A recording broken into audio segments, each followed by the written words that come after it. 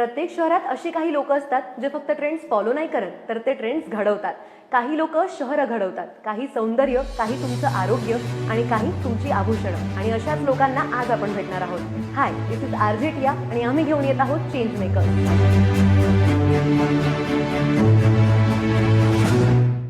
मी आहे आजी वैष्णवी आणि असे एक चेंज मेकर आहेत ग्रेस रिअल्टीचे राहुल जैन सर, ज्यांच्याशी त्यांच्या जर्नी बद्दल आपण विचारणार आहोत आणि त्यांच्याशी गप्पा मारणार आहोत. तर सर, तुमचं खूप स्वागत आहे सगळ्यात पहिल्यांदा. तर तुमची सगळी बॅक स्टोरी जाणून घेतल्यावरती आय हॅव रिअलाइज्ड की you have come a long वे. सगळ्यात पहिला प्रश्न हा आहे की ग्रेस रिअल्टी एक्झॅक्टली काय करतायत नाशिक शहरात?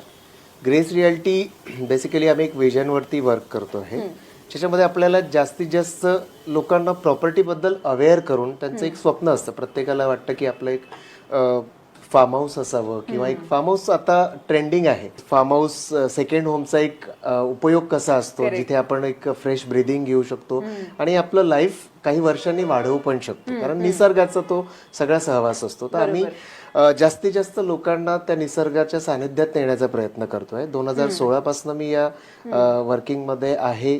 रिअल इस्टेटमध्ये मोस्टली फार्म हाऊस सेक्टरमध्ये मी काम करतो आहे आणि सक्सेसफुली मी आतापर्यंत जवळपास 250 ते 300 लोकांना तिथे सर्व केलेलं आहे बऱ्याच प्रोजेक्टच्या माध्यमातून.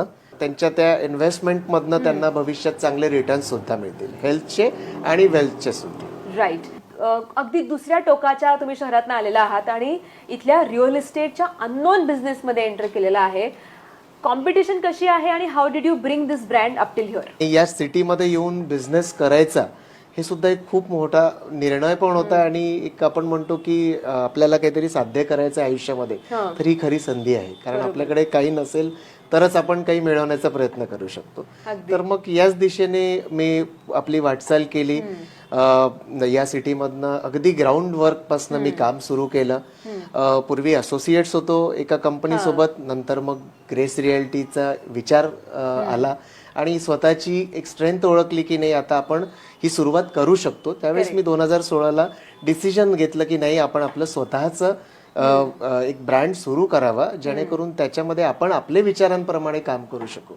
तर मग 2016ला मी प्रवास ऑलरेडी कठीणच होता, तेव्हाही होता आणि सुरू करताना होता, पण सगळे चॅलेंजेस ओव्हरकम करतच मला पुढे जावं लागलं. कारण मी एक्सेप्ट केलं होतं की हे चॅलेंजेस आपल्याला राहणारच आहेत.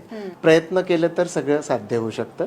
मग त्याच्यावरती खूप प्रयत्न केले, खूप मेहनत घेतली, एक टीम सुद्धा चांगली बनवली आणि त्याच्यातनं मग हळूहळू एक एक प्रोजेक्टवरती आम्ही साध्य करत गेलो. आणि लकीली आपण म्हणतो की आज आम्ही प्राऊडली हे पण म्हणू शकतो की आज जितकेही प्रोजेक्ट आपण आतापर्यंत केलेत ते सगळे 100% सोल्ड आउट झाले. Wow, that is the great. आणि फक्त एक मेहनत आणि लोकांचा विश्वास. डेफिनेटली विश्वास तर खूप महत्वाचा आहे आणि तुम्ही चॅलेंजेस मला सांगितलेत की तेही तुम्ही ओव्हरकम केलेत.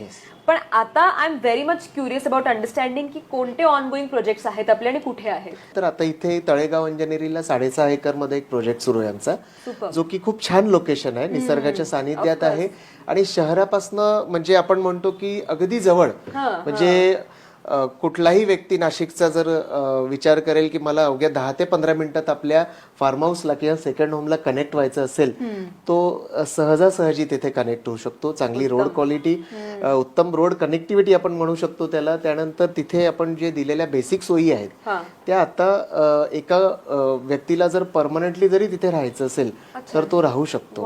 आपण तिथे इलेक्ट्रिसिटी प्रोव्हाइड केलेली आहे, स्ट्रीट लाईट्स आहेत, वॉटर कनेक्शन्स आपण ज्याला म्हणू, असं आपण त्या ऍग्रिकल्चरल लँडचा प्रोजेक्ट तिथे देतोय. उत्तम. सुरुवातीला जसं राहुल सर म्हटले की लोकांना समजून देण्याचा आणि एज्युकेट करण्याचा ह्या सगळ्यामध्ये मेन फोकस आहे, तो ग्रेस रिअल्टी करता आहेत.